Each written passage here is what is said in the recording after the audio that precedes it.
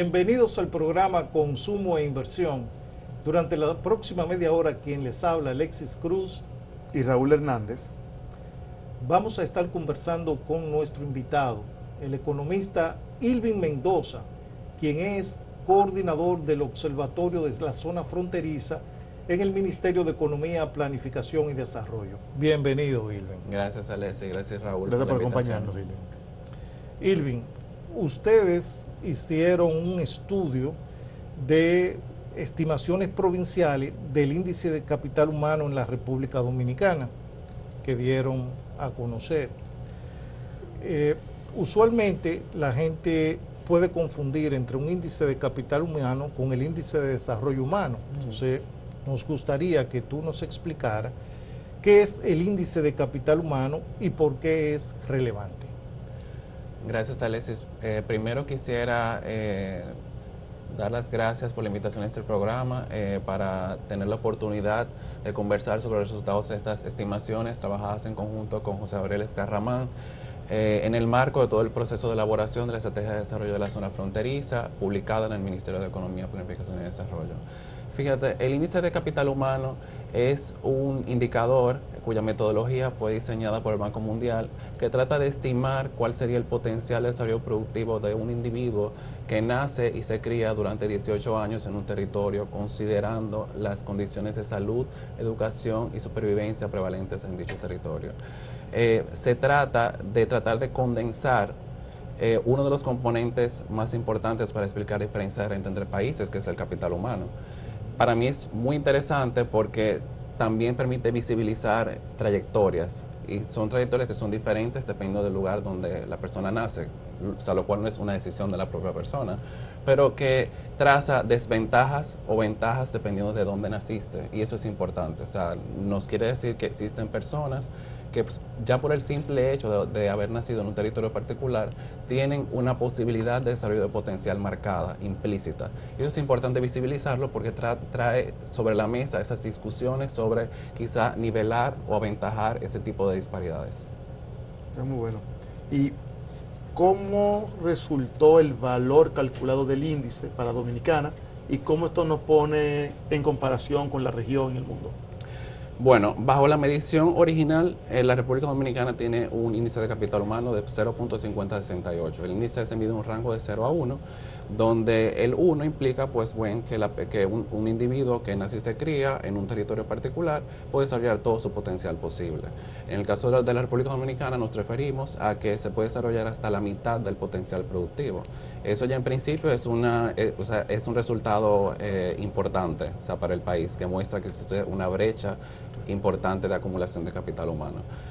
Para contextualizar un poco, en la medición que se hizo originalmente en 2018, el ICH más alto lo tenía Singapur, de 88%. Y luego entonces Japón y Corea del Sur. Lo que quiere decir que para llegar a ese tipo de pares de referencia existe una brecha sustancial que alcanzar. A nivel regional estamos en el lugar 15 de 20 países en la región de América Latina y el Caribe, y en términos de los países que se encuentran en el nivel de ingreso medio alto, en el 32 de 38. Entonces, en cualquier contexto existen oportunidades importantes para continuar trabajando en aumentar esa trayectoria del desarrollo de capacidades productivas en el país. ¿Y cuál es la finalidad de hacer esto a nivel provincial en República Dominicana? Bueno, Alexis, fíjate, desde el Ministerio de Economía, Planificación y Desarrollo existe uno de los mandatos que tiene el Ministerio es que el análisis de política pública oriente el desarrollo productivo nacional.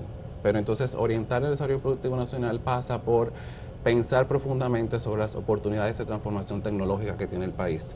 Y esas oportunidades de transformación tecnológica implican ver cómo se podría de un lado transformar la matriz productiva nacional o tal vez atraer nuevas actividades que aporten complejidad a la matriz local.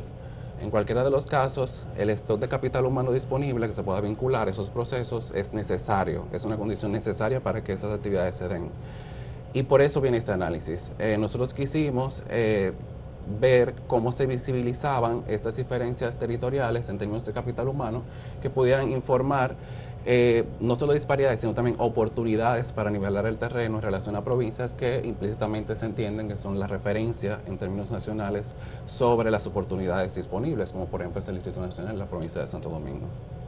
Perfecto. ¿Cómo nos va en los diferentes componentes del índice? ¿Cómo se construye y dónde tenemos mejores resultados?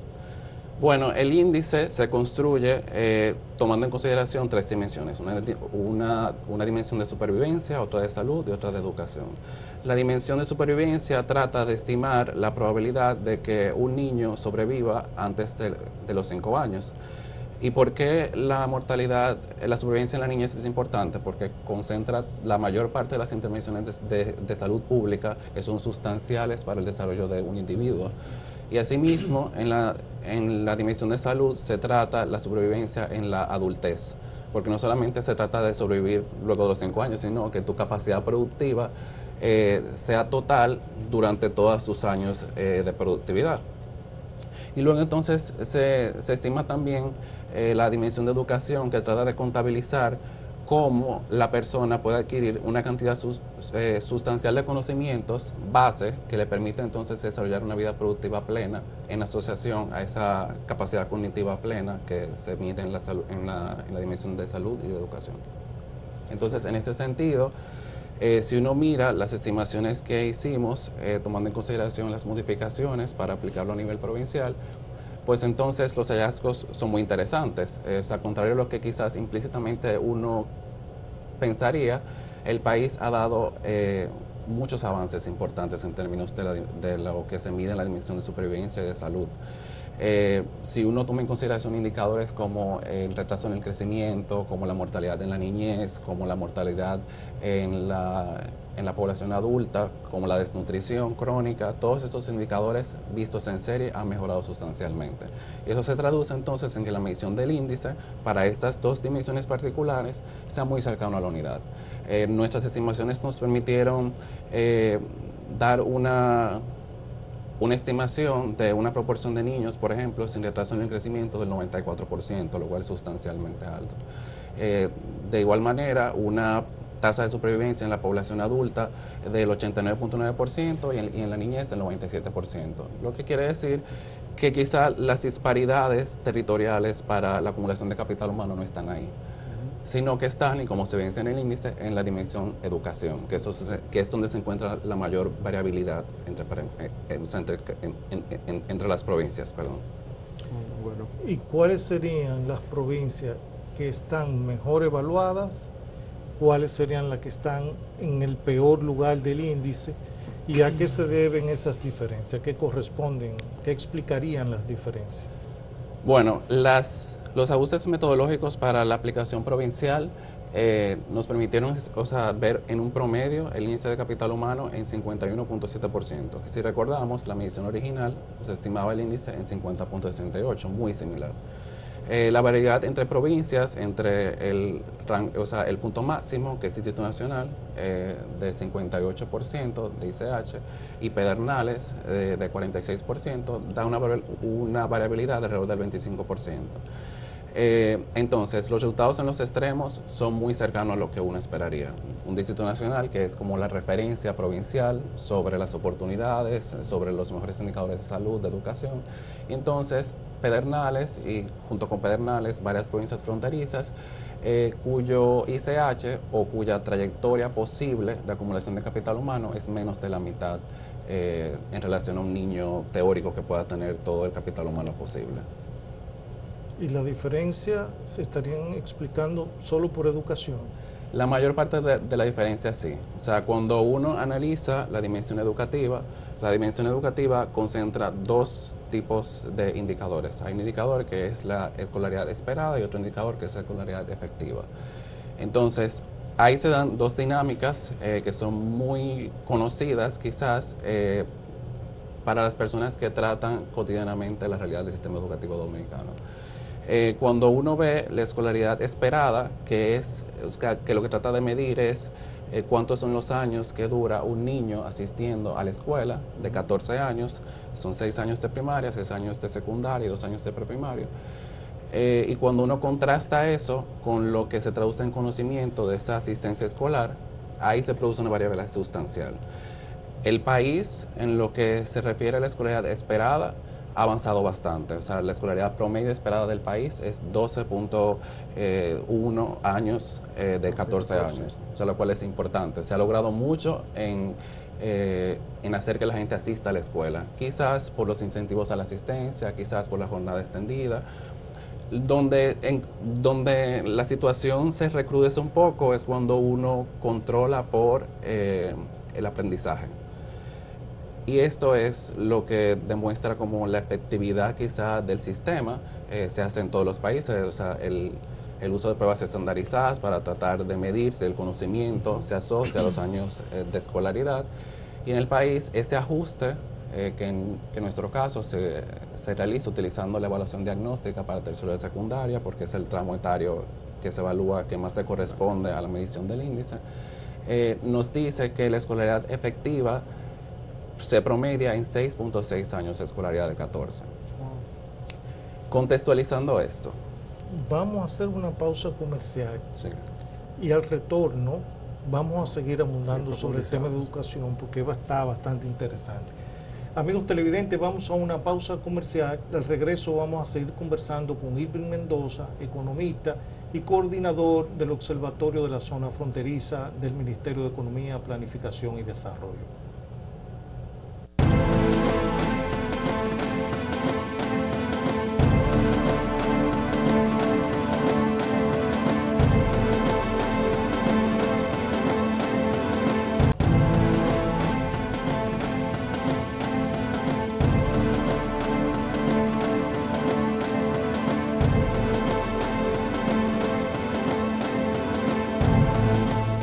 Estamos de vuelta en Consumo e Inversión con nuestro invitado Irving Mendoza, economista y coordinador del Observatorio de la Zona Fronteriza del Ministerio de Economía, Planificación y Desarrollo.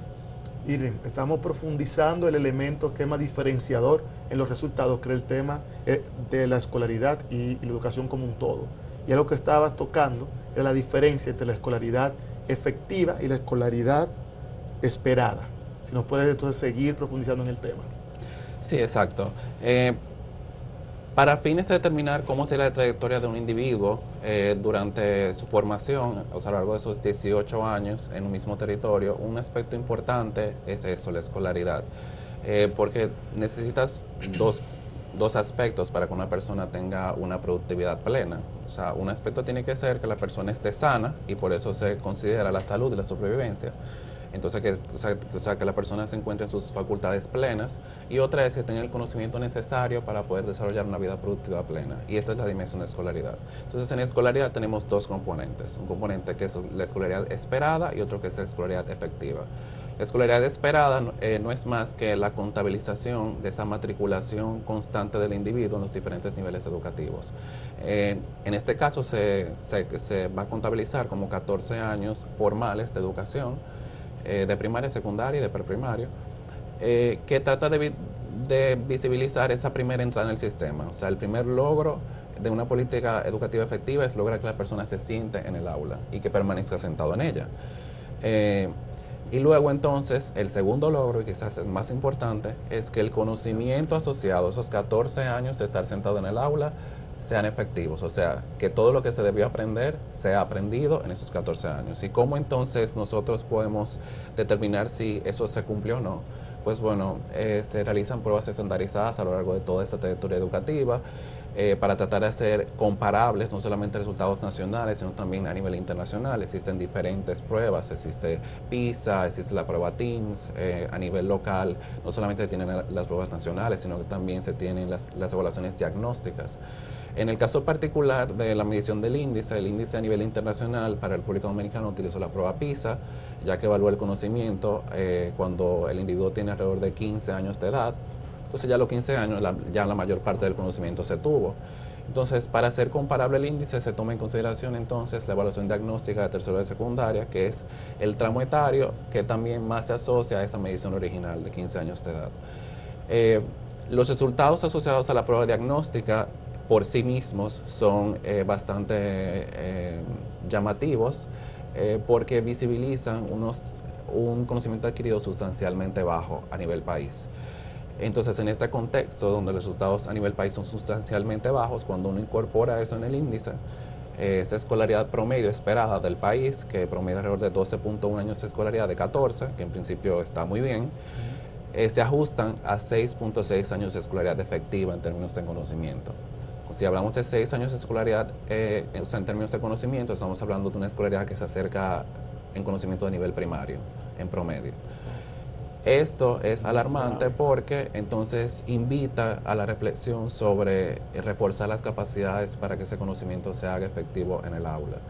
Entonces, a nivel provincial existe cierta disparidad, sin embargo, los resultados de la prueba de evaluación diagnóstica son todos muy por debajo del promedio esperado. Entonces, hay muy poca variabilidad entre provincias en términos de la evaluación diagnóstica y eso afecta mucho la evaluación en el índice. Yo creo que uno de los resultados más importantes en términos de esta dimensión es, primero, existe un logro importante a nivel país en la política de la educación, en que los niños están yendo a la escuela, eso es importante, pero el principal reto es lograr que ese conocimiento de ir a la escuela se traduzca en un ser humano, en un ciudadano que realmente tenga las capacidades para insertarse en actividades productivas de mayor complejidad. Y ahí está como los principales retos a nivel de la medición que se presentan en el índice de capital humano. Para ver si yo entendí lo que tú planteas, tú me estás diciendo que un niño que estudia en el Distrito Nacional o en la provincia de Santo Domingo tiene una escolaridad efectiva más o menos de 12 años.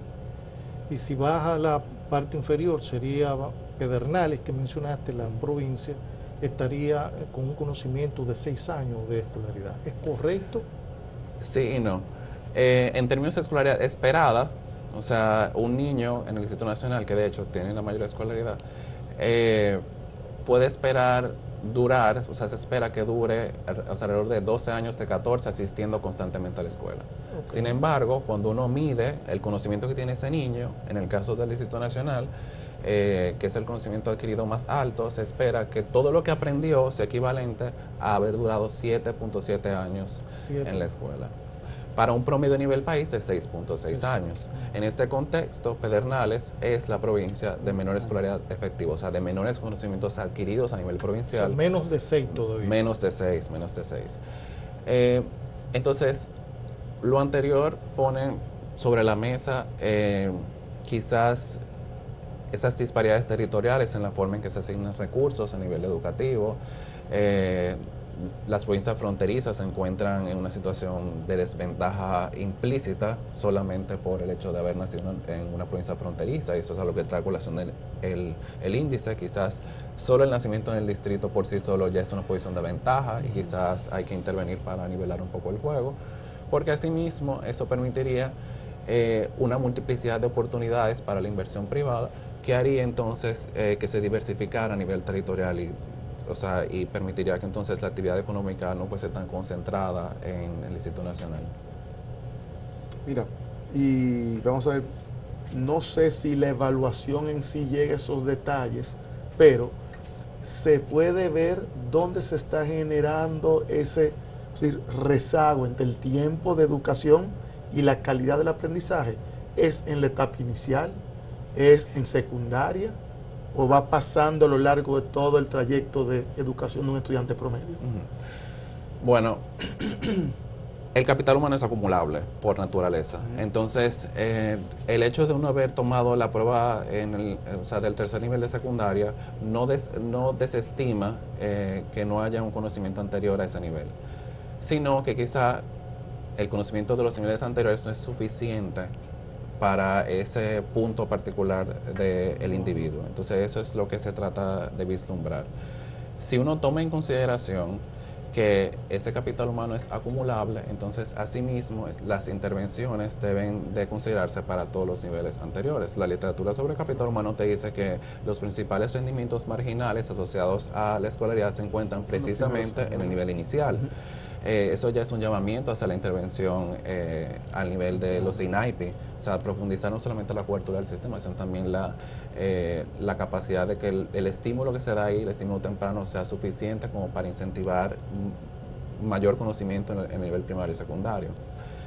En política educativa, lo que está probado empíricamente es que el factor que más incide en el desempeño estudiantil es la calidad del profesor.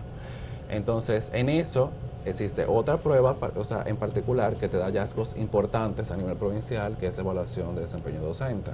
En esa evaluación, que aunque no es considerada para fines del índice, implícitamente impacta, o sea, porque empíricamente está demostrado. Y lo que se ve ahí también es bastante llamativo, y es que la calidad docente tiene oportunidades sustanciales en el país. La mayor parte del cuerpo docente se encuentra en los tramos de desempeño que necesitan sustanciales mejoras para poder impartir conocimientos. Y en ese contexto, a nivel territorial, los distritos educativos de menor desempeño son los que se encuentran en la provincia fronteriza de Independencia y de Bauruco, que de hecho son las provincias, están entre las 5 provincias peor posicionadas en el índice. Lo que quiere decir que es quizá una reacción en cadena, o sea, todo se va acumulando. Las disparidades en el desempeño docente, en conjunto con disparidades en la supervivencia, en la salud, pues entonces se traducen en un niño que a lo largo de su vida entonces tiene una interacción deficitaria con esos sistemas, y que se traduce entonces en una menor posibilidad de ser un ente productivo luego en la etapa adulta. Bueno, amigos televidentes, vamos a una pausa comercial y al regreso seguiremos conversando con Irving Mendoza sobre estos temas del índice de capital humano a nivel provincial en República Dominicana.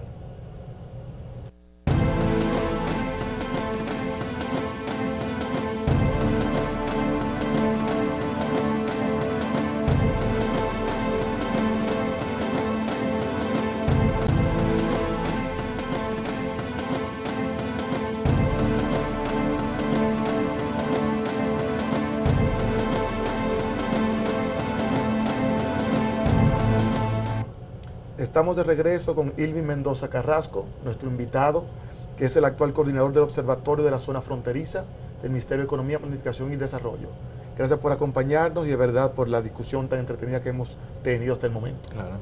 Irving, yo estuve viendo que en el estudio ustedes llevaron este indicador a nivel de regiones de planificación. Nos gustaría que nos explique qué son las regiones de planificación y cuáles son los resultados a nivel de esas regiones de planificación. Sí, fíjate, Alexis, en principio eso no se contemplaba, pero reconociendo la necesidad de visibilizar o sea, este marco nuevo de planificación que existe en el país, pues entonces se integró ese cálculo a nivel de región única de planificación. Entonces, ¿qué es una región única de planificación? Una región única de planificación es una delimitación territorial que está consagrada en la ley que tiene el mismo nombre. Y como su nombre lo indica, lo que trataba era, o lo que trata es de estandarizar la forma en que se interviene, se analiza y se presupuesta a nivel gubernamental. Lo que existía antes era una multiplicidad de intervenciones con diferente regionalización, y la ley de regiones únicas viene a eficientizar ese tipo de nomenclatura. Entonces, en ese sentido, los resultados del índice nos indican que, como se esperaría, la región Osama es la región que tiene un mayor potencial de desarrollo productivo en términos de capital humano, con un ICH de alrededor del 54.4%. También se encuentra la región Valdesia, región Iguamo. Y como también se esperaría, las regiones que incluyen provincias fronterizas tienen un ICH por debajo de la mitad, o sea, por debajo del 50%. La región Cibao Noroeste, región Enriquillo, región El Valle. A nivel regional, pues entonces los resultados del índice transparentan disparidades que conocemos, pero que en términos de capital humano faltaba visibilizar. El hecho de que regiones que tienen mayor oportunidad, mayor concentración de recursos, también presentan una mayor ventaja para el desarrollo de esa trayectoria productiva, y regiones con menos concentración de recursos, pues entonces tienen menores posibilidades de desarrollo de esa trayectoria. Mira, ¿qué espacios hay para la política pública de llevar estos resultados a niveles que sean más competitivos? Bueno, yo creo que uno de los aprendizajes que tenemos del índice, voy a dar 2 lecciones. O sea, una lección, o sea, primero es la profundización sobre las oportunidades que nos da el índice sobre los aspectos educativos. O sea, yo creo que hay que establecer las reformas necesarias en el sector educativo para eficientizar la forma en que se asignan recursos y que los resultados se correspondan con esa asignación. Como bien dije, estamos en línea en términos de escolaridad, la escolaridad esperada, pero la escolaridad efectiva tiene un rezago importante. En países que tienen un ICH sustancialmente alto, la escolaridad efectiva ya se acerca a 12.1 años de 14, con, una escolaridad, con la asistencia medida por la escolaridad en términos esperados de 13.9 de 14. Entonces existe una brecha importante. La otra reflexión que quiero dejar aquí sobre la mesa es que recordemos que el índice mide la trayectoria de un individuo si nace y se cría durante 18 años en un mismo territorio. Yo creo que eso trae sobre la mesa el hecho de que esperaríamos nosotros que con estas disparidades una persona que crezca en una región desaventajada permanezca allí. Yo creo que la realidad es que no. O sea, yo creo que en un país donde las oportunidades y la actividad económica, de hecho, medida por el MEPID, en el PIB regional se encuentra altamente concentrada, alrededor del 40% en la región Osama, y asimismo la mayor complejidad, las mayores oportunidades de salud y de educación. Lo que hay es un desincentivo importante a la permanencia, un incentivo y por el contrario, un incentivo a la migración interprovincial, que de hecho en las provincias más desaventajadas, las fronterizas, hay un saldo migratorio interprovincial neto negativo. Y creo que ahí también es una nueva lección, profundizar sobre tratar de nivelar el juego entre las regiones únicas de planificación para tratar de que la gente no se vaya de donde nació y que para que las actividades productivas que entren o que se profundicen en el país estén más diversificadas territorialmente. Hay que crear oportunidades donde vive la gente. En dos palabras, porque ya prácticamente no tenemos tiempo. El papel del sector privado en fomentar un índice alto de capital humano. Bueno, el sector privado es ente y sujeto de transformación tecnológica. Tú no puedes tener desarrollo si no tienes innovación que se corresponda a transformación del proceso productivo. Entonces se debe asociar no solamente la academia con el sector privado, sino academia a gobierno para que cada innovación se corresponda a una transformación en la forma en que hacemos las cosas, en la forma en la que nos comunicamos, la forma en que nos transportamos y que eso se traduzca en mejoras de la vida de la gente. Perfecto. Bueno, muchísimas gracias, Irving, por acompañarnos. Quisiéramos, antes de despedirnos, saber dónde podemos encontrar el estudio, porque sabemos que a personas que nos están viendo les va a interesar sentarse y revisar y quizás extender también investigaciones.